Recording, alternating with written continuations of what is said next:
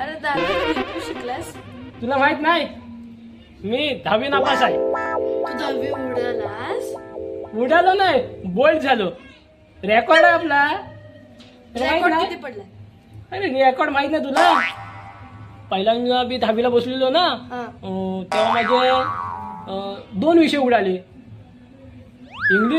English आणि विज्ञान. विज्ञान? परत परीक्षा दिली मी. मग त्याच्यामध्ये पण फेल असशील. येडास काय तू? 2 मार्कानं कमी पडले रे. 2 मार्क फक्त. म्हणजे फेल तू? 2 मार्कासाठी फक्त फेल? हा मग कसल्या स्कूल आहे तुझा? काय कसल्या स्कूल आहे? बस खाली सांगतो.